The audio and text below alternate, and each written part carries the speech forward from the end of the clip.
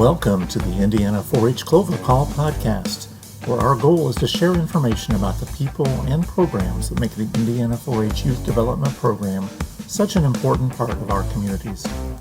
We welcome youth and adult 4-H volunteers, 4-H youth and their families, extension professionals, and any others who are interested in providing positive opportunities for youth. We thank you for joining us for this episode, which begins now. Okay, so welcome to the summer session, an edition of our Clover podcasts. My name is Pietrowski. I am the 4-H educator in Huntington County. And with me is Dena, and I'll let her introduce herself, as well as Casey Mull. Hello, this is Dena Held from Purdue Extension down in Martin County, Indiana. Super excited to be here with our featured guest, as well as co-hosting with JP. So thanks for the welcome there, JP. And now I would like to introduce our feature speaker on this Clover call. Casey, or Dr. Casey, as 4-Hers call him, provides leadership to the Indiana 4-H program, which serves youth in each of Indiana's 92 counties. Casey began his extension career in 2009 as a state specialist working with military-connected audiences and a dual appointment as a 4-H Air Force youth specialist. He has trained or presented to more than 3,500 individuals from 36 states and territories. He has coordinated programs that served 8,076 individuals from 53 states and territories and 6 countries. In addition to serving on multiple teams to create national assessment tools, he has facilitated workshops about using data creatively and simply to support hundreds of people nationwide. He has secured more than $10.4 million in grants, gifts, and donation. He has authored or co-authored 40 publications, including 2 book chapters, 6 peer-reviewed articles, and 21 curricula or guides. His leadership of military team leadership camping experiences led him to join the Air Force Reserve. He currently serves as Deputy Chief, Public Affairs in the 4th Airlift Wing at Dobbins Air Reserve Base. And let me just say thank you, Dr. Mull, for your service to our country, and thank you for being our Indiana 4-H program leader. Well, thank you so much. It is certainly an honor to serve both in uniform and outside of uniform as your state 4-H program leader. I'm glad to be with y'all this morning. Well, thank you. So for this session, we are going to be talking about exhibiting at the fair as an element of positive youth development and how it completes the learning cycle for our 4-H program. So I will start off with the question for Casey is, what we'll just start off is, what is unique to the 4-H program as positive youth development? So how is 4-H unique as our positive youth development program? Thanks, JP. 4-H is unique in a variety of ways. And first, I would say that it is the only youth development program that is tied to federal, state, and local government. It's the only youth development organization that is also tied and embedded within our land-grant university system. So there are over 110 land-grant universities across our great nation. And 4-H is one of the things that ties all of them together. That is a unique contribution to our country. And again, 4-H is founded in those positive youth development principles where youth are assets and are positive assets to be strengthened. Young people are not, we take a strengths or an assets-based approach, not a negative approach, where youth are problems to be managed. So those would be 3 unique things that I would describe as making 4-H a strong positive youth development organization. I love that. How does fun fit into that? Oh, fun. You can't spell 4-H without fun. When I look at young people, I oftentimes say to our educators to love them, inspire them, and they will learn on their own. And usually when a young person is having fun, there's some aspect of learning that's taking place. So my hope is that in all of our youth development programs, we're going to have the essential elements of positive youth development, of mastery, generosity, belonging, and independence. But in all of those things, if young people are having fun, they're probably experiencing some aspect of those essential elements.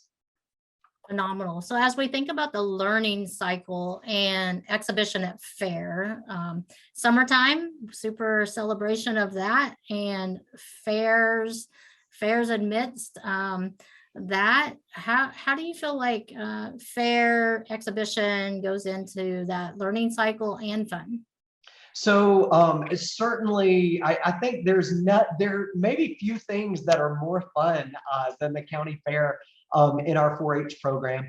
It's exciting to be around other people that are excited about 4-H. I love the county fair because young people and adults can feel that sense of belonging in the 4-H program. But ultimately, the way that I look at the county fair is it provides recognition of young people of what they have learned throughout their 4-H experience. And it is the culminating event where young people can demonstrate what they learned. And that demonstration may come in the form of an actual presentation or a demonstration. In some of our communication projects, it may occur through exhibiting their animal, their project that they have raised since birth, or it may be that they are demonstrating what they have learned through a static exhibit, whether it's a poster or a model or a food product that they have made. At the end of the day, the county fair, all that it is an exhibition for what young people have learned, and it provides the adults, the knowledgeable subject matter experts, those judges, to be able to recognize young people and what they've learned. Well, thank you for summing up fair very well. But I guess a follow-up to that question would be, so obviously you mentioned about judging with the judges and different projects and stuff like that. So obviously we all want to strive to be the best, but not all of us can be the best at the same time, especially when you're trying to find winners and stuff like that in competition. So what would you tell youth and the families in the 4-H program that spend all year on their animals or all year on their projects, and they come to the fair hoping to do the very best, but it just doesn't turn out that way? Well, I think that is certainly a challenging experience, is anytime that you don't perform to the level that you expect of yourself. And I'll share a couple of my own personal examples as well as my advice and what I've learned through both my personal career as a 4-H'er as well as a 4-H youth development professional. And the first thing is, I will never forget when I was in the 9th grade, I earned a trip to the state 4-H competition. It was called State 4-H Congress. I was the overall winner in my project area of general recreation. And I went to that state competition in the first year that I was eligible to go as a 9th grader. And I had practiced with my county educator. I had practiced with my family, my demonstration on social dance and etiquette. And I can tell you today that my presentation began. Have you ever found yourself at a dance and felt like you had 2 left feet? Have you ever been to a fancy dinner party and didn't know which fork to use? Well, I've been prepared for this situation since the 5th grade through a program called Perfectly Polished. Hello, my name is Casey Mull, and I'm a 9th grade 4-H'er from Athens, Clark County. And I went on to describe and demonstrate some of those skills in that competition. And when they called my name out at Six Flags, the awards presentation was at Six Flags. They called my name out in second place. And it wasn't as disappointing for me to be second place. But what made me disappointed was I lost to what we called my sweepstakes winner. I had beaten the individual at the district competition, and she came back and beat me at the state competition by 0.2 of a point. It was such a close contest. And in hindsight, again, at the time, I was really disappointed, in part because I had already demonstrated that I had the best portfolio and the best demonstration at the district level, and had beaten this individual. In hindsight, though, one, I was able to go back to the state competition. I would not have been able to go back if I had won as a 9th grader. So I was able to go back in the future and have fun meeting other people. So I would have missed out on those opportunities. But as I have shared with others, there's a lot more learning that happens when you get that red ribbon than when you get that blue ribbon. I learned humility. I learned perseverance. And I learned that at the end of the day, when that judge is evaluating you, I might not perform to the same level if I gave the same presentation on another day that I might have been on for that district level competition, and I had an off day.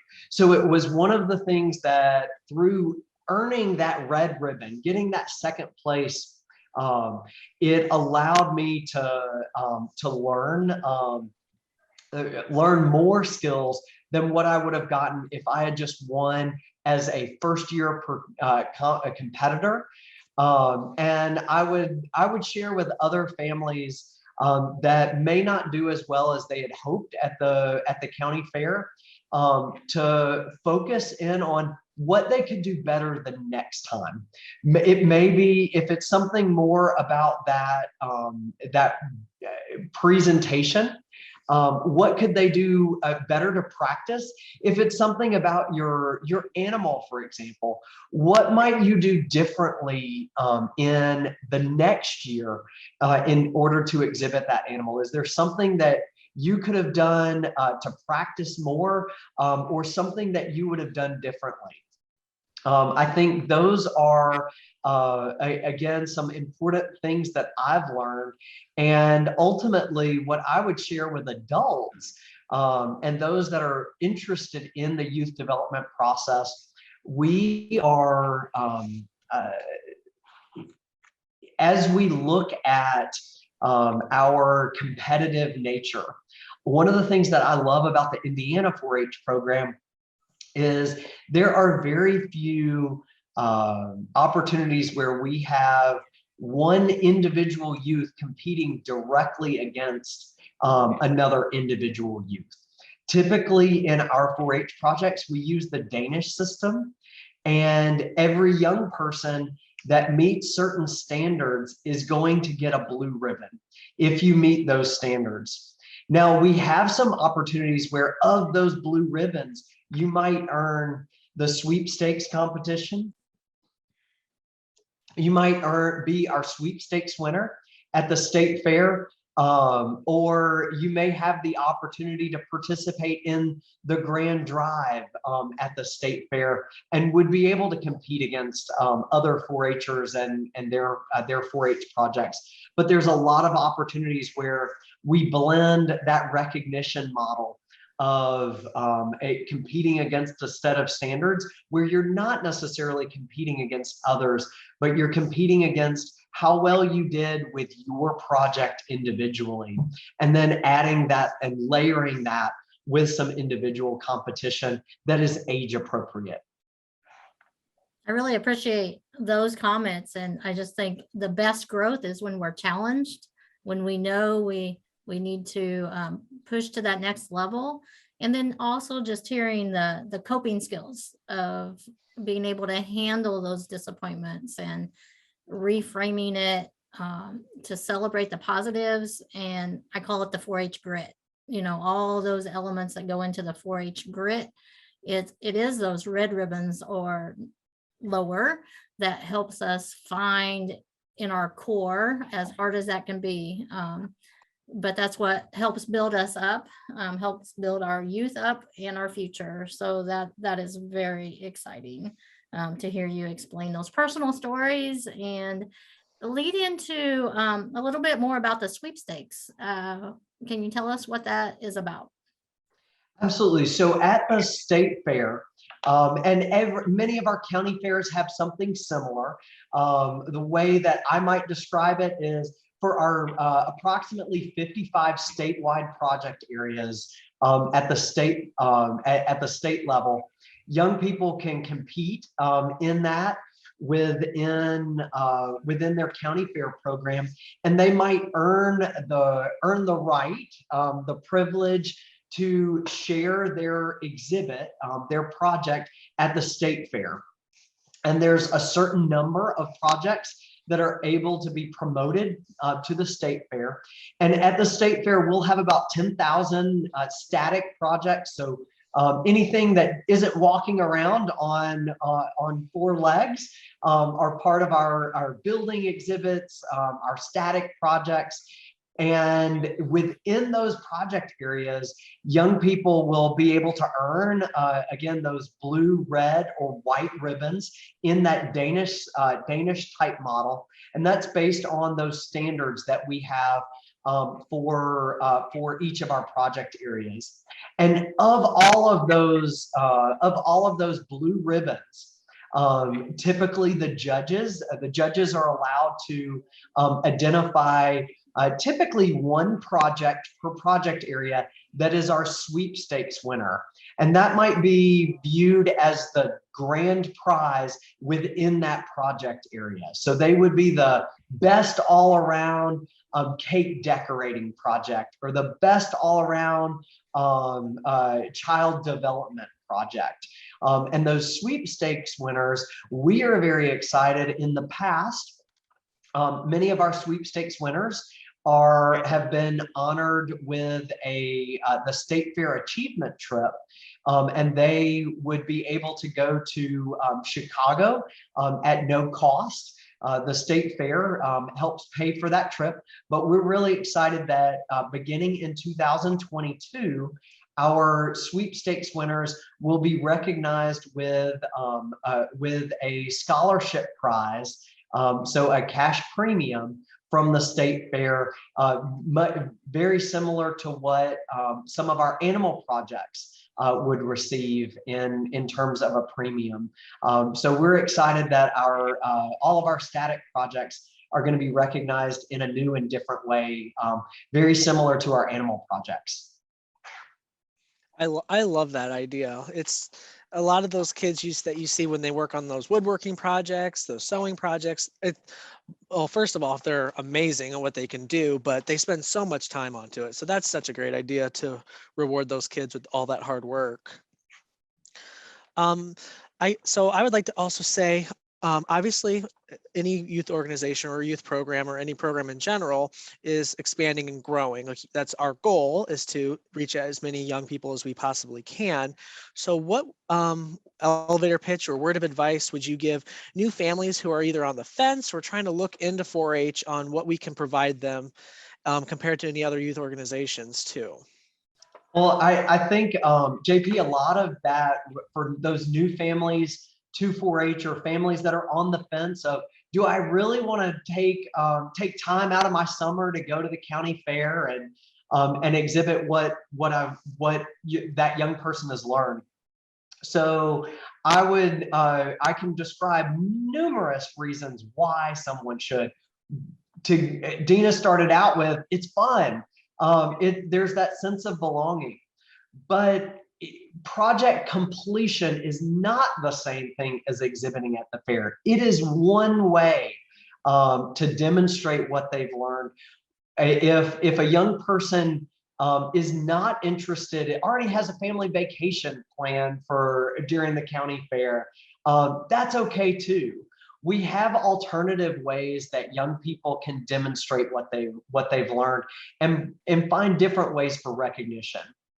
For those that are again on the fence, I would say that there are cash awards and scholarship opportunities that build on one another, that young people can continue to learn and continue to earn throughout their 4-H career. We have accomplishment scholarships, as well as senior scholarships that are offered through the Indiana 4-H Foundation. And one of the ways to earn and apply for those scholarships is to have a strong portfolio or a strong resume.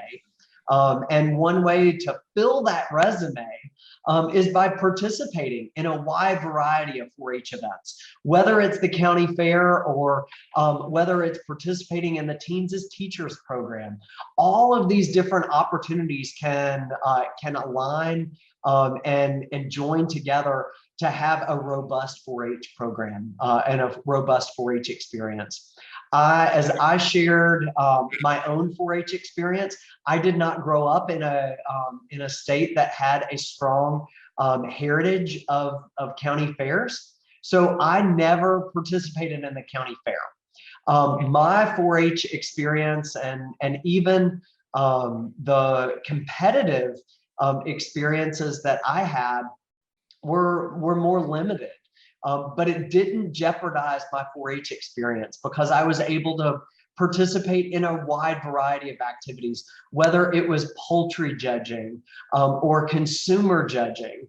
I would encourage all of our families to find something that is in the smorgasbord of 4-H. 4-H is a large buffet, and even you can get overwhelmed with some of the buffets and the smorgasbords that you can go to in a lot of our communities. You don't have to do everything. You can find 1 or 2 things that you want to do incredibly well within the 4-H program.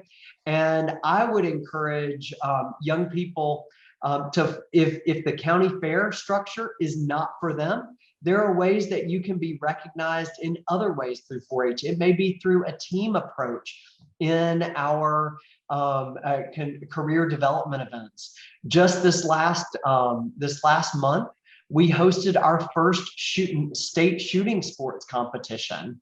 And I look forward to seeing that continue to grow, that there are both individual and team awards within many of our career development events, as well as the shooting sports program.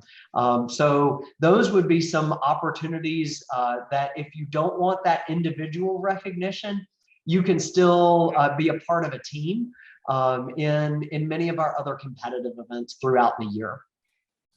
I appreciate that, the buffet analogy there, with the adult youth partnerships in the content area being one of the cornerstones of the successfulness of that, and just really see life skill development in so many different ways 12 months out of the year through the 4-H program. So we always laugh and say that there is a 4-H event on just about every day of the year, except Mother's Day. And now Mother's Day is starting to get encroached upon. So I look forward to Indiana 4-H continuing to have more 4-H opportunities throughout the year in all 12 months at the state level as well as at the county level. Fantastic. Well, I think we need to start thinking about rounding up our Clover call today. Any closing remarks, Dr. Mull? Well, I would just like to thank you and JP for welcoming me and allowing me to share some of the philosophy behind our recognition program at the county fair. Ultimately, what many of our volunteers and hopefully our families will hear about in the coming year is the 4-H thriving model. And that model describes, and if we use it uses oftentimes a flower as an analogy, that at the roots of our program is the developmental context, the sparks that we hope that young people have in a variety of topic areas, that sense of belonging that they have, whether it's wearing the same 4-H shirt with other members from their community, to developing relationships with their peers and with other adults, and engagement in topic areas that they have a passion for. That base, those roots of that flower lead ultimately to a strong stem and leaves of youth thriving and developmental outcomes that the long term, once that plant flowers, those long-term outcomes are what we hope for in every young person, that they have academic or vocational success, that they are civically engaged and contributing back to their community, that they have employability skills and economic stability. And ultimately, it kind of goes back to what we talked about, that fun, that they are happy, and that they have a positive well-being. That ultimately, that's what we want in our young people and what we aim for in all of our 4-H programs. So I hope our volunteers and our families hear more about the 4-H thriving model in the upcoming year as we start sharing more with our 4-H youth development educators across the state. Well, thank you for your time. I learned a lot, and I appreciate you taking the time out to have this Clover call chat with us. And thank you, JP, for co-hosting with me. And I will say, super excited, glad to hear more about the thriving model. And to end this Clover call today, we'll say latch in to 4-H. This is 4-H. Connect, show up, be part of it. You're all invited. So signing off for Clover Call. Have a great day. Interested in learning more about Indiana 4-H? We invite you to visit our website, extension.purdue.edu/4H, or contact your local Purdue Extension office and ask for the 4-H Youth Development Extension Educator. Be sure to subscribe to this podcast so you won't miss an episode. We look forward to joining you again on the next Indiana 4-H Clover Call.